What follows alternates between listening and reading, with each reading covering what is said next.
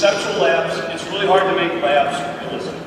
I mean, outside of playing one-on-one. One-on-one is the best way to work on finishing, obviously, because you have decisions and you have a defender that's great. Now, if you want to break down the finishing concepts, then I can do them on air. I can work Euro, I can work one hand, I can work whatever I want. The problem again is that there's no perceptual and there's no decision. So perceptual layups is an attempt to be able to add perception and decision to execution skill. Meaning you don't know what you're going to do.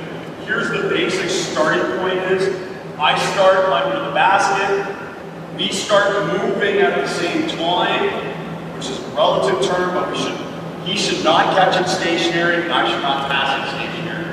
That would be the easiest way to explain it. Don't move yet. I am the hardest part of this.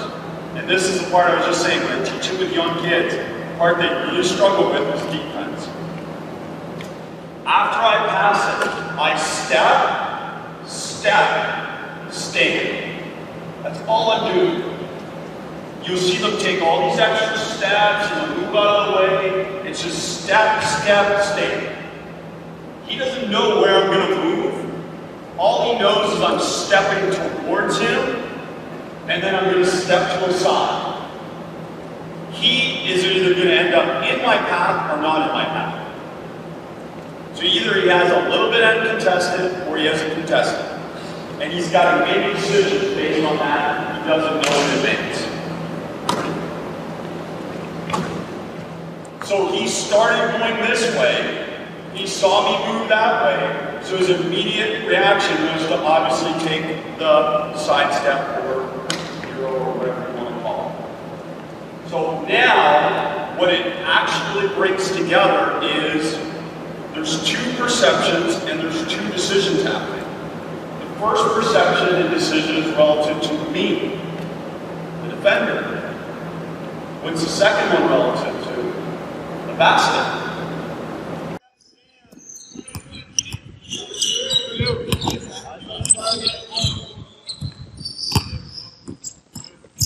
Out of trouble. That's hard dribble. Here's James.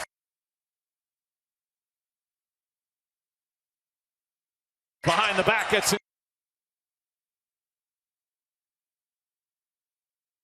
inside, sidestep, layups, good. And what you see a lot of kids do when they shoot layups, they shoot layups and they drop their head. Well, what we'd like to see kids shoot, whether they shoot a high jump or a long jump, we want them to be able to, even when I'm running past, be able to be looking back at the ball. The longer I can keep my visual gaze, to a certain extent, it translates into me more likely to be successful in my car. I'm extrapolating some of it to a layup, because it's not done on a layup. I've never seen it done on a layup. But that's my hypothesis relative to what that means. So perceptually, you do it from any angle, come over the sides. And it's on the website, there's a blog on it, and then on the website there's a next level version where we add a second player. Where now it's +1, ready, boom, step, stand, and now there's a second player as well. So you're working on finishing at the rim in a non-live way, but still being able to have perception of the system.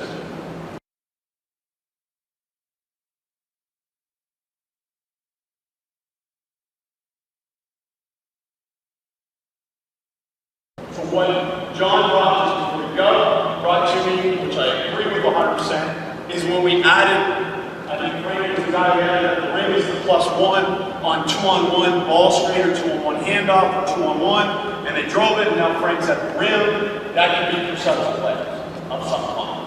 Where we just say, Frank, okay, as soon as the ball's coming towards you, step, stand. Okay, because watch Frank out, take a dribble. Ready? Take a dribble, boom, step, stand. So you can do it off the catch or you can do it off the dribble. So that would be a way to add a +1 at the rim. Okay, what was the other one? What was the original one? It's Spark. Just go. Okay, go. Two things. One, for the values, giving them the option of step, stand, center. Yes. And then second, how do you get it? I've seen players, they have all of it every single time there's been a Euro. If you step to the side, that's their go-to. The only one that you constrain, you say Euros, something else, or maybe something, right? So there's a bunch of ways. If you have to dribble or you can move something Euro to it. I think it's natural with the live patch. I think when you have to dribble, you get more variation. So that would be one way. And then, I mean, having an older spot sometimes also moves a Euro, because sometimes they can just go past. I think adding dribble makes it more realistic. It gives them more solutions, whereas you have limited solutions.